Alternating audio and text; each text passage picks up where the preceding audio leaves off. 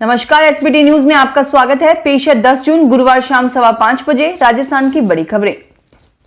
Jaipur greater की mayor और 3 पार्षदों को आयुक्त के साथ मारपीट करने के आरोप में सस्पेंड करने के मामले में हाईकोर्ट ने शुक्रवार तक के लिए सुनवाई टाल दी है। आज जस्टिस पंकज भंडारी और सीके सोनगा की बेंच में केवल 2 मिनट वर्चुअल सुनवाई हुई। सरकार की तरफ से महाधिवक्ता एमएस सिंघवी ने पैरवी करते हुए जवाब पेश किया। कल तक का समय मांगा, जिस पर अनुमति दे दी गई। सौम्या गुर्जर की तरफ से एडवोकेट राजेंद्र प्रसाद ने पैरवी की। सरकारी स्कूल खुलने के साथ ही जोधपुर के प्राइवेट स्कूलों के ताले भी खुल गए हैं। हालांकि स्कूलों में बच्चे नहीं आएंगे। टीचर बच्चों को पढ़ाने के लिए ऑनलाइन क्लासेस की तैयारी के साथ प्रमोशन सर्टिफिकेट तैयार करने में जुट गए हैं। इन सब के बीच निजी शिक्षण संस्थाओं के शिक्षकों का दर्द साफ झलक रहा है। कोरोना की मार निजी स्कूल के टीचरों पर ऐसी पड़ी है कि संभलना मुश्किल हो गया है। टीचरों का वेतन आधा हो गया है, कार्य 2 गुना हो गया है। स्कूलों से मात्र 20 से 40% स्टाफ ही कार्यरत है। जहां 22 का स्टाफ था, वहां 8 का रह गया है। करीब 80% स्टाफ बिना वेतन के घर बैठा है। कई स्कूली शिक्षक मानसिक तनाव झेल रहे हैं। सवाईमाधोपुर में रेलवे ने अपनी कमाई बढ़ाने के लिए खाली जमीन व रेलवे स्टेडियम में नजरें गड़ा दी हैं। रेलवे ने देश के अपने 15 स्टेडियम समेत देश भर की खाली जमीन को चिन्हित किया है, जिससे वह व्यापारिक तौर पर विकसित करेगा। इसकी जिम्मेदारी रेल लैंड डेवलपमेंट अथॉरिटी को सौंपी गई है। इसी क्रम में अब रेलवे सवाईमाधोपुर जंक्शन पर 4000 स्क्वायर मीटर खाली जमीन को लीज पर देने का मन बना चुका है। रेलवे की 4000 स्क्वायर मीटर खाली जमीन को लीज पर देने के लिए ऑनलाइन रिक्वेस्ट फॉर प्रपोजल जारी कर दिया है। भारत में कोरोना वैक्सीन के रोज करीब 29 लाख डोज लगाए जा रहे हैं और अब तक 24 करोड़ डोज दिए जा चुके हैं। ये सब कुछ जल्द से जल्द हर्ड इम्यूनिटी हासिल करने के लिए किया जा रहा है।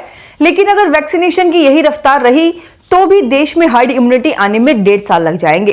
कोरोना के खिलाफ पूरी दुनिया में इतिहास का सबसे बड़ा वैक्सीनेशन प्रोग्राम चल रहा है। ब्लूमबर्ग वैक्सीनेशन ट्रैकर के मुताबिक 178 देशों में 219 करोड़ डोज दिए जा चुके हैं। अभी दुनिया में रोज करीब 3 करोड़ 54 लाख लोगों को टीके लगाए जा रहे हैं। सियासी उठापटक के बीच गुरुवार को उत्तर प्रदेश के मुख्यमंत्री योगी आदित्यनाथ 2 दिनों के लिए दिल्ली रवाना हो गए। आज दोपहर 3:30 वह राजधानी पहुंच चुके हैं। इसके बाद शाम 4 बजे गृह मंत्री अमित शाह से मिलने का टाइम है। कल सुबह 11 बजे प्रधानमंत्री नरेंद्र मोदी से भी मुलाकात होगी। पूर्व केंद्रीय मंत्री जितेंद्र प्रसाद के बीजेपी ज्वाइन करने के तुरंत बाद योगी के दिल्ली जाने से राजनीतिक गलियारों में कई तरह की चर्चाएं शुरू हो गई हैं। बताया जाता है कि योगी शाह और मोदी से मिलकर मंत्रिमंडल के विस्तार और अगले साल होने वाले विधानसभा चुनाव को लेकर चर्चा कर सकते हैं। आज साल का पहला सूर्य ग्रहण है। यह नॉर्थ अमेरिका, यूरोप और एशिया में देखा जा रहा है। भारत में ग्रहण सूर्यास्त के पहले लद्दाख और अरुणाचल प्रदेश में दिखेगा। इस दिन 148 साल बाद शनि जयंती का भी संयोग बन रहा है। इससे पहले शनि जयंती पर सूर्य ग्रहण 26 मई 1873 को हुआ था। वेबसाइट टाइम एंड डेट के मुताबिक यह भारतीय समय के मुताबिक दोपहर 1:42 से शुरू हुआ और ग्रहण 6:41 तक रहेगा। यानी भारत में सूर्य ग्रहण की कुल अवधि करीब 5 घंटे की रहेगी। मुख्यमंत्री अशोक गहलोत और पूर्व डिप्टी सीएम सचिन पायलट के बीच चल रही खींचतान के बीच अब पायलट समर्थक विश्वेंद्र सिंह ने यू टर्न ले लिया है। विश्वेंद्र ने मुख्यमंत्री अशोक गहलोत के खेमे में जाने के संकेत दे दिए हैं। गहलोत के मैनेजर लगातार विश्वेंद्र से मिल रहे हैं। बुधवार को भी सीएम के एक नजदीकी नेता ने उनसे मुलाकात की। विश्वेंद्र सिंह के पाला बदलने की चर्चाएं करीब महीने भर से ज्यादा अरसे से चल रही थी, लेकिन उन पर अब मुहर लगती दिख रही है। बाड़मेर जिले के सेंदड़ा रोड पर सीताराम कॉलोनी में एक सूने मकान में चोरों ने निशाना बनाकर करीब 4 लाख के सोने चांदी के जेवरात सहित 1 लाख की नकदी पर हाथ साफ कर दिया। मकान के सदस्य जब घर पहुंचे तो घर के ताले टूटे देखकर वह दंग रह गए। उन्होंने पुलिस को सूचना दी, जिस पर पुलिस ने मौका मुआयना कर जांच शुरू कर दी है। जोधपुर नगर निगम में 2018 में भर्ती किए गए सफाई कर्मचारियों के परिवीक्षा काल पूरे होने के बाद नगर निगम उत्तर ने इन सफाई कर्मचारियों को नियमित करने की प्रक्रिया पूरी कर ली है और अगले 1 सप्ताह में 700 से अधिक सफाई कर्मचारियों को नियमित किया जाएगा। उत्तर महापौर कुंती देवड़ा परिहार की अध्यक्षता में बुधवार को आयोजित बैठक में इन कर्मचारियों के नियमित करने के निर्णय पर अंतिम मुहर लगाई गई। भरतपुर के पूर्व महाराजा और वरिष्ठ विधायक विश्वेंद्र सिंह और उनके पुत्र अनिरुद्ध सिंह के बीच चल रही पारिवारिक कलह के बीच एक बार फिर पुत्र अनिरुद्ध सिंह ने ट्विटर के जरिए इशारों में अपने पिता विश्वेंद्र सिंह पर निशाना साधा है। अनिरुद्ध सिंह का ट्वीट ऐसे समय में आया है जब पिता विश्वेंद्र सिंह के मुख्यमंत्री अशोक गहलोत के समर्थन में बयान सामने आ रहे हैं।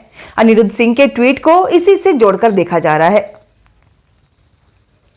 अपने विधानसभा क्षेत्र गुड़ामलानी में कामकाज नहीं होने और स्थानीय प्रशासन की ओर से सुनवाई नहीं करने से आहत होकर विधायक पद से इस्तीफा देने वाले वरिष्ठ विधायक हेमाराम चौधरी देर रात जयपुर पहुंचेंगे। बताया जाता है कि हेमाराम अभी अहमदाबाद में हैं और फ्लाइट के जरिए देर रात तक उनके जयपुर पहुंचने की बात कही जा रही है।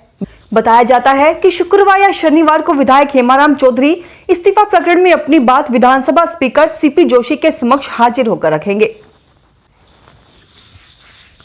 भीलवाड़ा नगर परिषद को अभी यह पता नहीं है कि उसके पास कितनी जमीन है और कहां-कहां अतिक्रमण हो रहा है।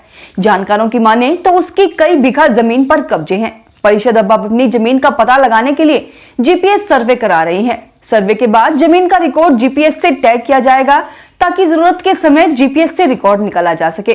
सर्वेकर्ता कंपनी ने हरनी गांव से सर्वे शुरू कर दिया है। जमीन के साथ ही बिल्डिंगों का सर्वे भी किया जाएगा। परिषद इसके बाद अपनी जमीन से कब्जे हटाने का अभियान भी शुरू करेगी। फिलहाल इस बुलेटिन में इतना ही, फिर हाजिर होंगे और बड़ी खबरों के साथ।